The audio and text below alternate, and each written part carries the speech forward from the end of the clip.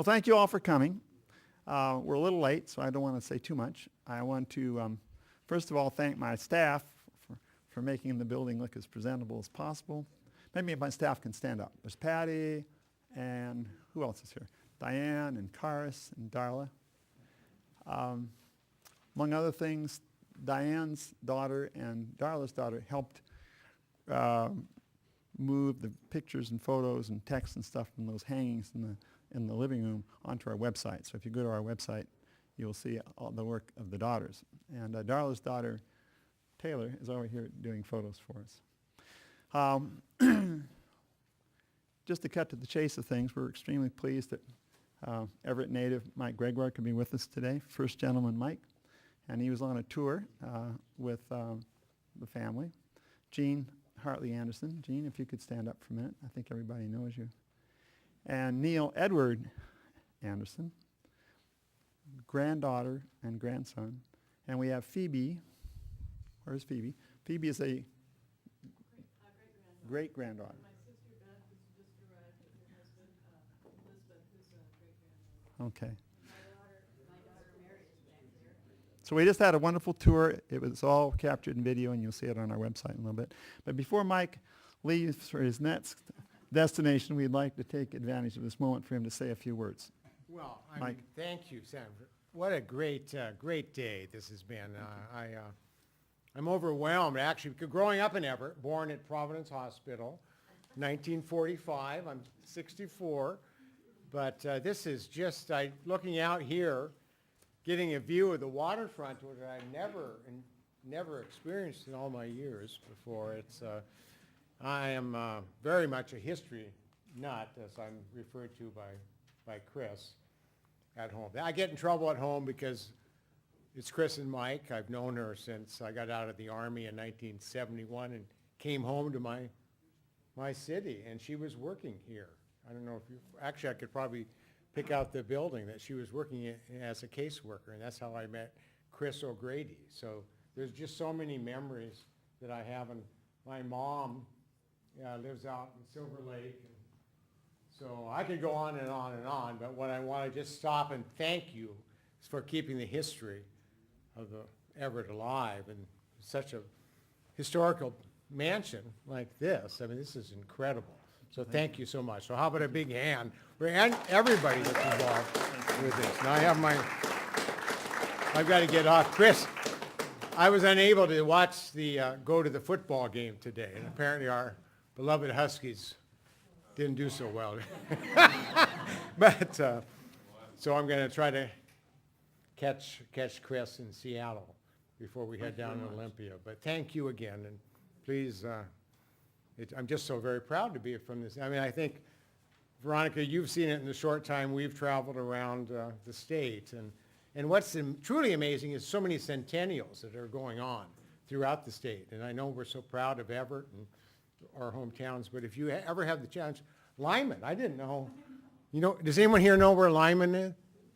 Hands? See, look at this. Yeah, I mean, Lyman, up. We were just at a mansion there.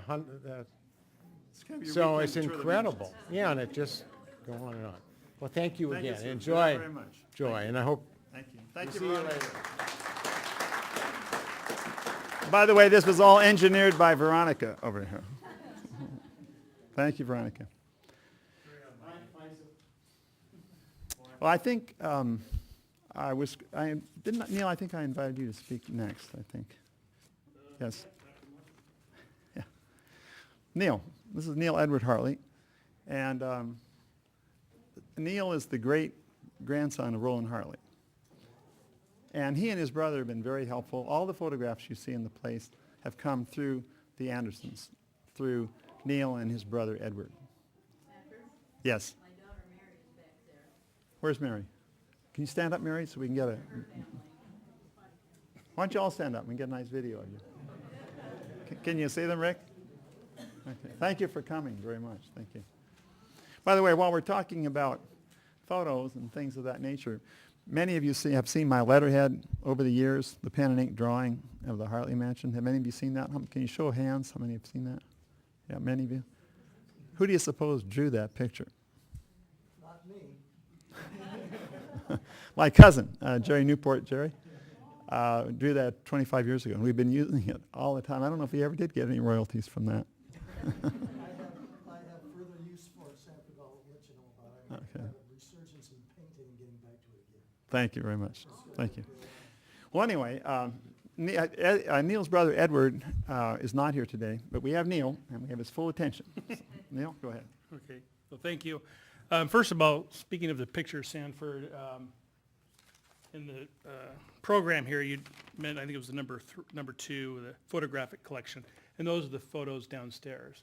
There's another one that I have too, and my wife Glenda was saying that our house is starting to look too much like a historical museum, and she wants some more artwork and stuff like that. So I was kind of told to start getting rid of some of the pictures so she could change it a little bit. So I have one that I don't think you have downstairs, But I have so many. but you can put it right there. But anyway, this is taken from probably the deck right there, what it was. And this is looking west. This is probably right after the Clark Nickerson lumber mill was torn down, and they had started constructing Puget Sound Pulp and Paper, which then became Scott Paper Company, which is now Kimberly-Clark. But, you know, you can see there are not a whole lot of homes and not a lot of other buildings down there. There's a house right here that has a roof with covered porch with posts, and the house is still there. In fact, I think it was abandoned for a number of years, and then there was a fire, and then it's being restored now. I ride by it on my bike, but the home is still there, and it's kind of interesting. But the office of the Clark Nickerson lumber mill is still there. And if you get the magnifying glass out, they hadn't torn it down yet, and you can still see the sign Clark Nickerson. And this is your grandfather's mill. Well, they had an interest in 2 mills, the Clark Nickerson and the Clough Hartley. So anyway, so this, and I was just kind of eyeballing it, and you know, I think this is the digester building, and it's high enough to block the view of Mukilteo, but that's it. But you can put that where you want. That's it. Patty, I think I know where we'll put it. We'll put it. Thank you very, very much. You're welcome. You're welcome. Other comments, stories? Oh yeah, I got a couple if you want me to talk about them. What year is that photo about? I really wish my brother Edward was here, but I'm thinking it's got to be about 1935, 1936, something like that, because the Clark Nickerson mill shut down at the start of the Depression, and it's got to be about that time. So I'm sure my brother Edward would know probably the exact date, but yeah. I was thinking about this one after Sanford called my mother, and then my mom called me, and the phone call started to see who we could get together here. I was thinking 3 people I think would really have liked to have been here, and one obviously, well, would have been my grandfather, Edward, Roland's son Edward. His brother David, which are Phoebe and Beth's grandfather, and their sister Mary, because they all passed away in, I think, the early 70s. And, you know, they grew up in the house. They all arrived in Everett, the early 1900s, and saw the development of Everett and the sawmills and lumber mills, and all the way to the building of the 747. I think my grandfather, Papa, died in, 1971, Mom? 71? So they saw quite a bit of change. And the house, though, and I remembered as a kid, was the Legault nursing home after the Hartley family sold. And it, you know, they had walled in the front porch. It was some big kind of picture window things. There was a huge wooden fire escape. I like that, a wooden fire escape. But a huge wood fire escape off the front of the building. And I know that it bothered my grandfather because it was such a neat house, and now he's looking at this. And I think that if they were to come back, the 3 could come walking up these stairs and go, wow, the house is all restored. It looks like it was when they were kids growing up and young adults and whatever. And then to see a lot of Hartley family members back at the house, I think they would just be totally overwhelmed. So that was, you know, it's just such a nice thing. And I always wanted to thank you for taking the time and effort to restore the house back to this this condition. It's just such a neat looking house. I never met Roland. He died in 51. I was born in 54. Heard a lot of stories about him from my mom and other family members. He obviously was a real conservative Republican as a governor, and he. Did you say he was a Republican? Yes, he was a Republican, and yes, and there's a sign. Debbie's my sister-in-law, Debbie. Yeah, well, what did you see out there? Well, I'm not sure if Ray Stephenson is a Democrat, but my mom goes, "Is that a Democratic sign in front of the house?" You know. And no, just kidding. Debbie, the sign has to go. The sign has to go for today. I wasn't really sure if he was a Democrat or Republican. But the funny thing is that just a real simple analysis of Roland. Just my view of history of it is, he had some controversy, but he kept getting elected. He was elected mayor, and I think 1 year into his term as a mayor, they have the city residents vote to close all the saloons. So there's a huge tax revenue just out the window. So he's got to lay off police and the sanitation department, or sanitation workers, and then turns off the streetlights, which caused a pretty big uproar. And I'm kind of going, that kind of sounds like today, And that's what happened to me a year ago with the county when they, you're out of here, it's too bad. But anyway, and then 4 years later, he gets elected to the legislature in 1914. And then 10 years after that, and even after the Everett Massacre, he gets elected to be the governor of Washington in 1924 and gets reelected in 1928. 1926, I think, I think that was the year of the big brouhaha with the University of Washington staff or the administration. And I think a lot of that was, my feeling on that was really deep down inside, Roland was a coug. And I think that's what the deal was. But Mom, I think you were saying that Roland may have given Washington State College at the time the first cougar mascot, the Butch. Yeah, and that's the story I always heard anyway. But so anyway, then 1932, with the Depression, and most Republicans were voted out, and that was the end of Roland's political career. But I think he was kind of a stern fellow. But my mom's cousin, Hartley Paul, tells a story on Sunday mornings when Roland was up here. I guess when he was the governor, he'd come up back to Everett for the weekends, and then he would leave on Sunday. But before he would leave on Sunday morning, he would get all the neighborhood kids in his car, his Pierce Arrow, and he would load them up to the car Sunday morning. And that car, I guess because he was the governor, and I think maybe because he was the head of state patrol at the time, or whatever it was called back then, had a siren in it. And they would drive around the North End Sunday morning and stop in front of all the churches and turn on the siren.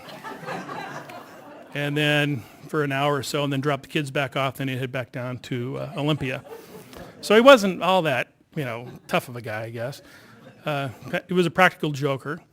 I also had the fortunate experience of being able to have my grandfather, Edward, called him Papa, but he would take my brother and myself and some of the other neighborhood kids when we lived up at 13th and Hoyt, and he would take us for rides around town.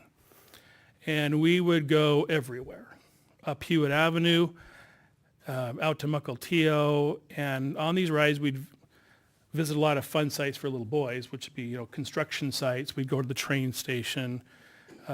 We just did a number of fun things, but also we got a history lesson, and he was constantly telling us about this is where the Great Northern Station was built, and this is where everybody came. And when they arrived in Everett, all the historic spots on Hewitt Avenue. We spent so much time on the waterfront seeing, a lot of the mills were still back in operation then too. The Jameson Mill was still there. The Super Shingle Mill was still there. I remember visiting that site after it burned down one night, and, we drove right up to it, and boy, that wood is hot. It's still on fire, and they didn't have the security and whatever they have like they have now. But we also went down to the foot of Hewitt and this is one of my favorite parts too, but the foot of Hewitt Avenue to the old city dock, Pier 2, where the Everett Massacre was. And you could actually walk out on the dock at that point. And that was American Tug at the time, so they had the big orange and green tugboats. But I remember my grandfather telling us stories about, this is where the Verona incident or the Everett Massacre had occurred. And as kids, I'm a 5-year-old kid, he was telling us, this wasn't, a real pretty sight. A bad thing happened here. But, people, a little battle erupted and there were bullets flying. Well, 5-year-old kids going, wow, that's pretty interesting. And, people falling into the water. So as a little kid just kind of looking over, is there anybody still down there, And in the walls of the building, there were still bullet holes. And of course, everything, and we saw the bullet holes, but we also saw probably a seagull had pecked something. There's another bullet hole there too, And so we just had a real, just a fun time, doing these things with his grandkids, and also just getting a real good lesson on Everett history too. We also did some pretty fun things, and I wish Mike was still here. Anybody remember English's on Hewitt Avenue? Well, we would stop there and have Cokes at the end of our ride. That was the stopping point to have a Coke, and the two guys behind the counter were Murph and, who was the other fellow? Murph and Joe. And I don't know, were they merchant marine type guys, but they were kind of, I thought you knew. Okay. Well, anyway, so we would stop by English's and have a Coke, and so there were probably about 6 of us at any given time on this tour through Everett and the history lesson. Also, I was going to say too, when we used to go up Norton, which is now Marine View Drive, the bridge at the north end up to Legion Park wasn't even there, so we had to turn around and come back. So that'd be the late 50s. I think I started when I was these rides. I think really part of it was to get my brother, who was a little hellion, and me out of the house so Mom could take a break. And so these rides lasted for a couple of hours, maybe more than that. And actually too, just for the fun of it, I wasn't sure how many people were going to be here today, but this is me and my grandfather, Edward Hartley, starting one of the rides. So just for fun, if you want to pass that around.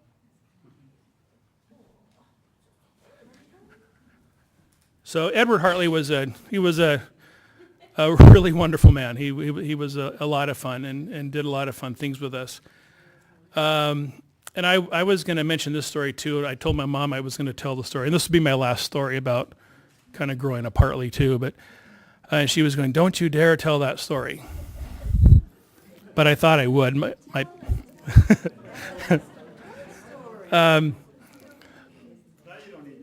I want to tell it because it was pretty funny. We also used to go to Mukilteo, and we'd also see his house that they built on Taylor Drive between Everett and Mukilteo. And also, Edward knew everybody. He knew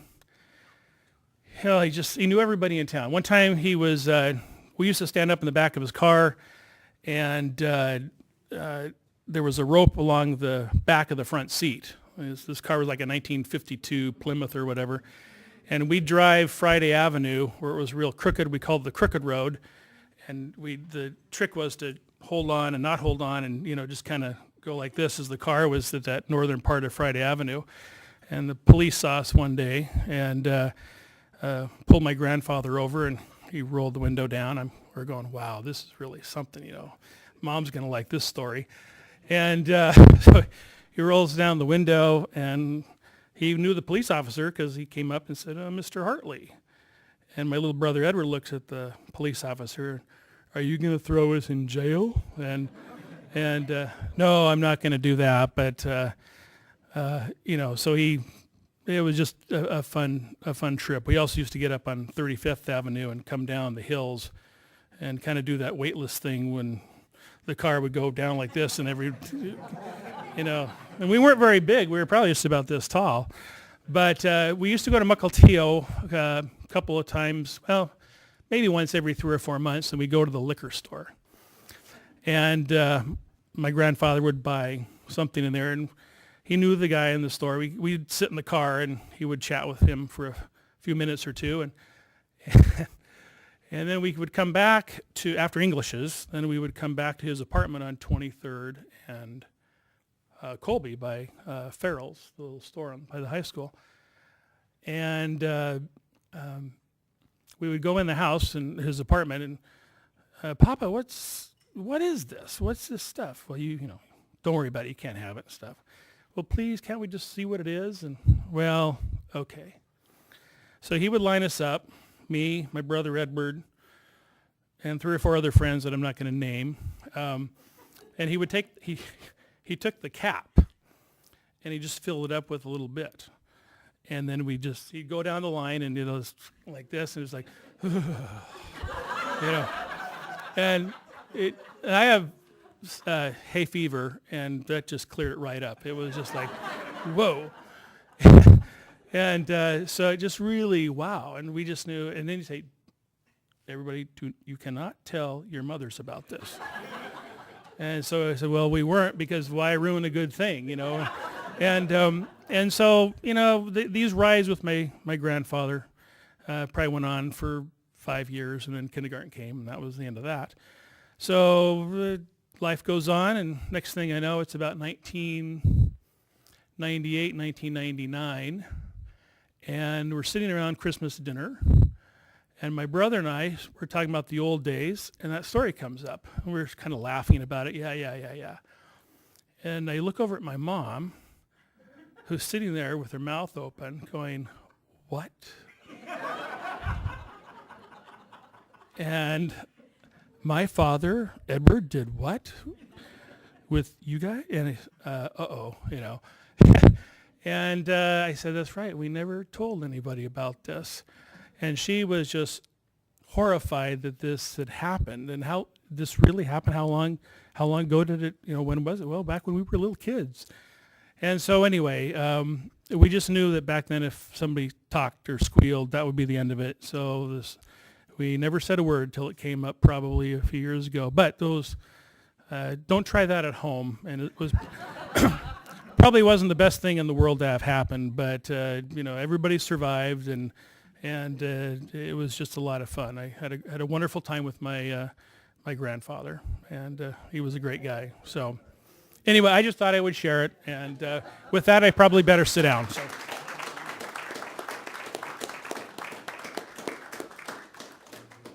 Well, I've learned the Hartleys lived a little dangerously. Over here, there's where you can't see just beyond this wall, there's a closed chute, and it goes all the way down to the basement. So if you've looked out the window, you know how far down that is. And I just think I heard, was it from Beth, that who was it? My father, David, and his sisters lived here. Mm-hmm. So Roland was their grandfather. And they were sleeping here? I'm not sure. I have a feeling that Papa might have slept over there, but the sisters were on the second floor by the front. Okay.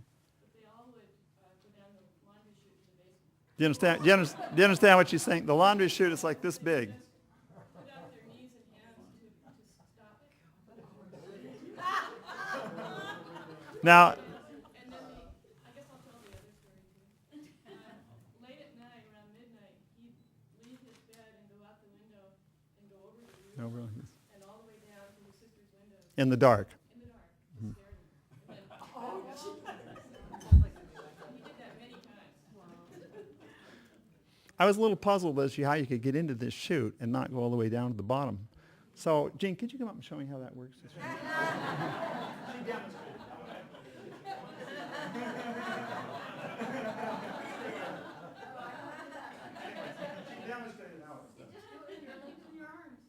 Well, you show me like this, right? No. 8. Well, let's see. I think we were going to have, who was next? Valerie, was that you? Larry O'Donnell?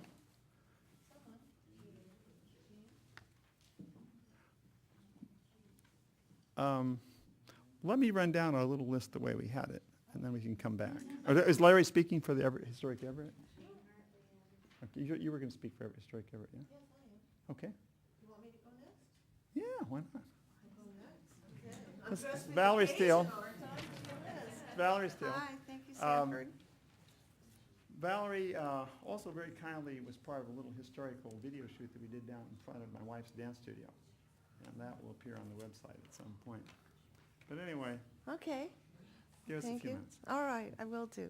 Hi again, my name is Valerie Steele. I have the absolute and delightful pleasure of being the current president of Historic Everett. And Historic Everett's only about 7 years old, and our mission is to preserve the architectural heritage of the city of Everett and to complement the work of our local historical commission.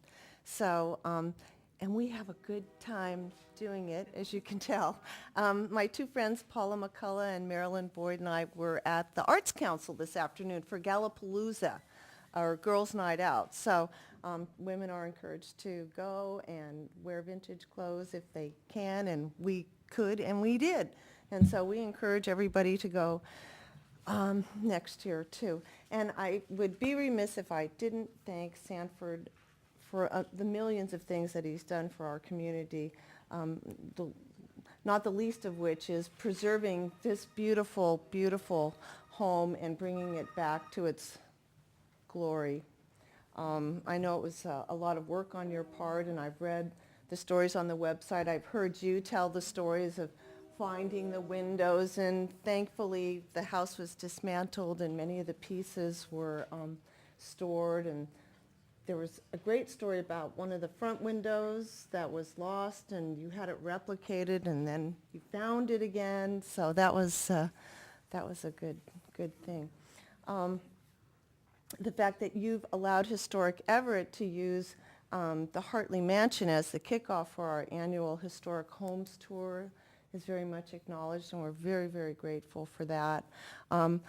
This last home tour we had, the Frat Mansion was actually the centerpiece, and we had close to 550 people come tour the homes of Everett, and people came from as far away as California. There were people from Oregon, there were people from Eastern Washington, certainly people from Whidbey Island. So a lot of people are interested in the architecture of Everett. It's very intriguing to me. I'm not from Everett, but I figure I must have learned something because people ask me what year I graduated from Everett High. So I take that as an extreme compliment. But the fact that there were mill owners and mill workers living side by side in the neighborhoods, I find tremendously fascinating and homogeneous and very unique to many places. You know, there were silk stocking neighborhoods, and then there was the other side of the tracks neighborhoods where the average folks lived, and that didn't seem to be the case here. Let's see, what else should I be talking about? Someone brought up the Everett Massacre. You did, thanks. Which is, the anniversary is coming up on November the 5th. Historic Everett will be hosting a commemorative ceremony at the foot of Hewitt. We're trying to get a historic plaza built down at the foot of Hewitt by the Anchor Pub. But at 6 o'clock, we're going to have a bagpiper. We're going to have a priest or a minister come. We'll probably read More Not the Dead in unison and try and bring some healing to that event that was very tumultuous and exceedingly painful for this community, and probably is for some people to this very day. So that's one of the things that Historic Everett also does. We're having a big spaghetti dinner down at the Anchor Pub next Friday night for the Collins Building, which I'll gladly talk to you about it later. And I'm going to finish up just by talking about why preservation is important, historic preservation in general. It's because it's about our past, it's about our present, and it's about our future. When I think of the Pacific Northwest and Northern California, which is where I'm from, I recognize that this is the last of the American frontier. And this was a very unique time and place in our history.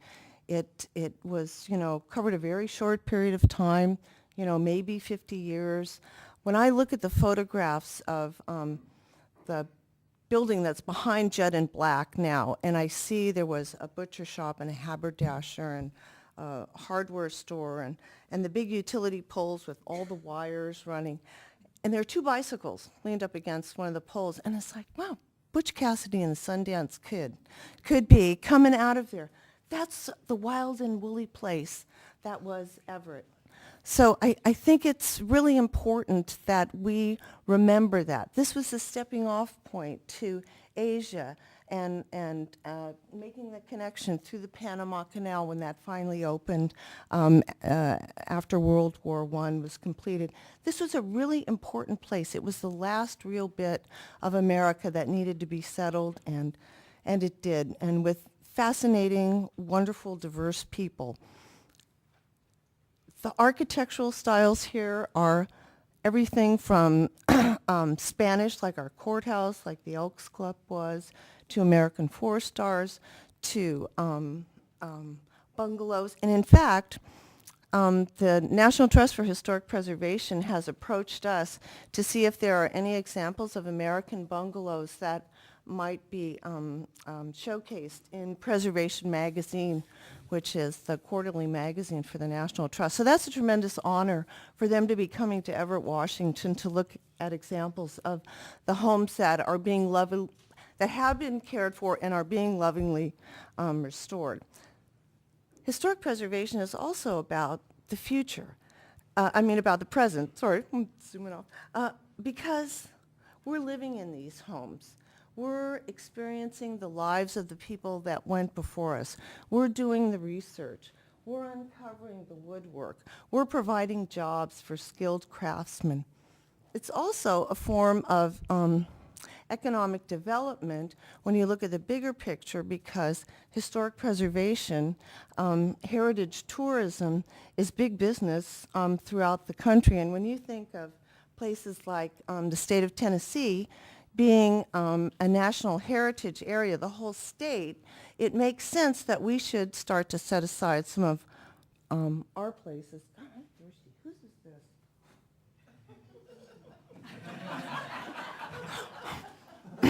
Anyway, I didn't drink that. And it's also important to think about historic preservation being part of the future, and that many people agree that sustainability begins with preservation. And I heard a wonderful statistic the other day, and that it is the amount of energy needed to construct a 50,000 square foot commercial building now, and by the way, the Collins building is 60,000 square feet, anyway, takes the same amount of energy as it takes to drive an automobile 20,000 miles a year for 730 years. That's a lot of energy to build a brand new building. And many of the new buildings that we build today are only designed to last for 25, maybe 40 years at the very most. This house will be celebrating 100 years next year. It was built to celebrate 200, possibly 300 years if it was cared for. So I'm of the belief that we don't have enough planets at our disposal to keep tearing down fantastically solid buildings to build new ones. So I want to thank you, Sanford, for all of your kind and generous work in the community. I like the food. Huh? Thanks. Well, Valerie just touched on past, present, and future. Thank you, Valerie, very much. Past, footnote, the City of Everett and the Everett Planning Department and Historical Commission, and some combination, helped me place this building on the National Historic Register of Historic Places. And without the help of the city, that wouldn't have happened. So I'm not sure if anyone is here today that helped with that, but you'll see that document in the old living room opposite the fireplace. And I appreciate that very much. In terms of the present, this is not only the historic Hartley Mansion, but it's also the home of the Everett Neurological Center, my practice. And actually the reason we're all here today is in large part because of my patients. Because when my patients come into this building, you can imagine they're always asking questions about it. And they've asked questions for 25 years. And for 25 years, I haven't done anything about it. So I thought this was the time. So in the 25 years I've had my practice here, we estimate that approximately 30,000 new patients have passed through this building, have passed through that front door, 30,000 people. These are not the follow-up patients, as Patty Larson and my staff know. There's thousands more of those. But 30,000 new patients pass through the door of this house, okay?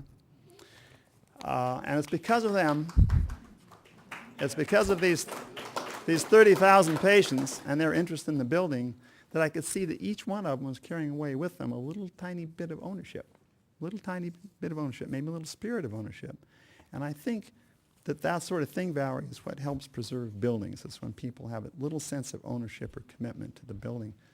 And that's kind of why we're here today. Also, I wanted to talk a bit about the future. Whereas we're in the historic Hartley Mansion today, in this building, in our practice, we have just installed, with the help of Mark Mayberg and the Swedish Neuroscience Institute, a new telemedicine unit. Now, to be honest with you, this one's not mine. I've borrowed this one. But I intend to have my own there, Dave. This is Dave Brooks, the CEO of the hospital. I intend to have my own soon. But I thought it would be interesting to have it there, to kind of see how a new futuristic healthcare delivery system can be part of an old historic site like this one. And Mark Mayberg is the executive director of the Swedish Neuroscience Institute, a very distinguished neurosurgeon. He's known worldwide. And he was kind enough to drive up from Seattle today to talk a little bit about telemedicine. He has a very strong interest in that, and it's because of my connection with Mark and the Swedish Neuroscience Institute that we have the unit downstairs today. So when we finish, which will be very soon, you can kind of all wander over that way. It's just right down here, and Mark and the others can tell you about it. Mark, thank you.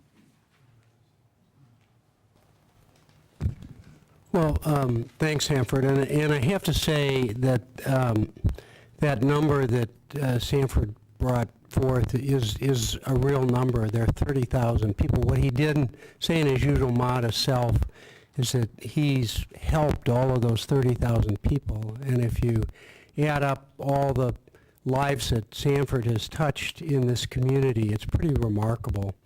I've known him for 20 years now, and in a capacity as a friend and colleague. And I have to say that I've come here in the past to see patients with Sanford or to share patients together, and have worked in this building, and it's remarkable because there is such a sense of history. We're learning that there really shouldn't be boundaries or geographies about knowledge, that knowledge can be shared from one place to another. And since we've been working together, one of our real strong efforts has been, as much as we can, to keep medical care in this community, because it is a great community and there are great facilities here with Prov Everett Medical Center. And it is hard to commute for medical care. And so we've thought of ways that we could do that, but it's really not very effective for having either the care providers or the patients commuting up and down I-5, and it's getting harder and harder. So we do a lot of work by telephone. We mail a lot of x-rays up and down. And I think what we're going to see today is really a big breakthrough. It's going to enable Sanford really to share his expertise and exchange ideas with anybody in the world. And we're going to show a connection today to to our office in Seattle, but he could just as well be in touch with someone in New York or Boston or Houston or China. And it's all seamless, and it's all very high resolution. I'd like to recognize a couple people who worked hard. They're downstairs. Diane Weddle from this office, or Diane, there she is, okay, who's really the brains behind this.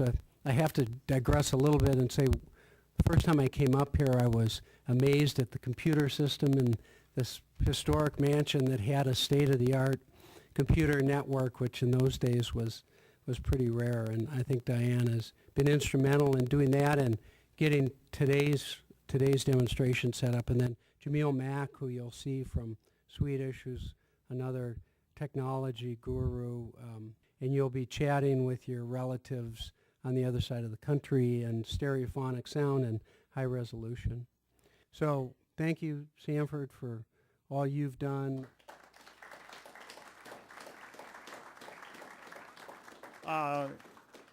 Before wrapping this presentation up today, I'd just like to make mention that we do have Dave Brooks with us, who's the CEO of Providence Regional Medical Center, Everett. You know, that's such a big building you're putting up over there. Maybe with Mark's help, we could run that telemedicine unit from here over there to 14th and Colby. Anybody else? Anybody else have a... O'Donnell, anything you wanted to say?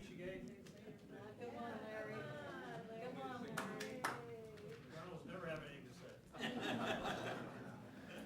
Well, Larry is one of the leading experts in the history of Everett, for sure, and doesn't live too far from me.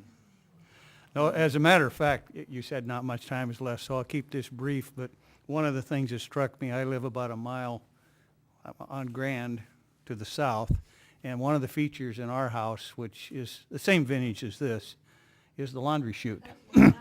And every little kid who came to our house did exactly what you were talking about, up and down that thing.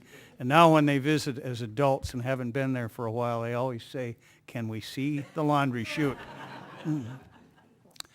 Sanford, I just want to commend you for what you do in this community, what you've done with this elegant mansion.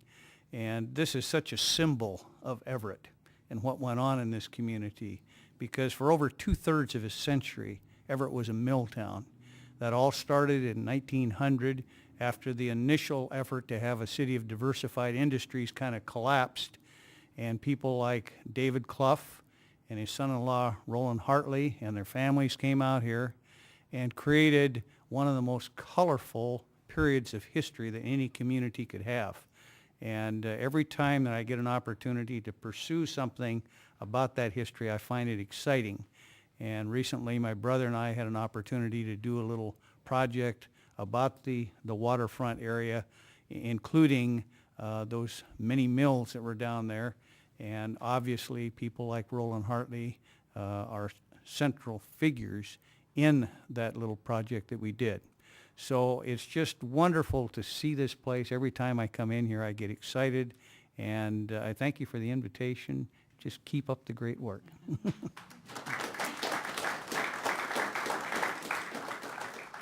Any other comments? Or, you know what I thought we might do just before we break up?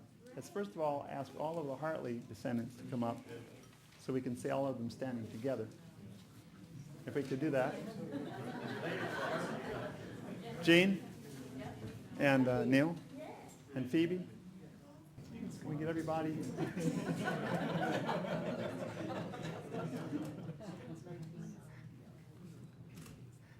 Stop. One more. We need O'Donnell, Larry. We need you, Valerie.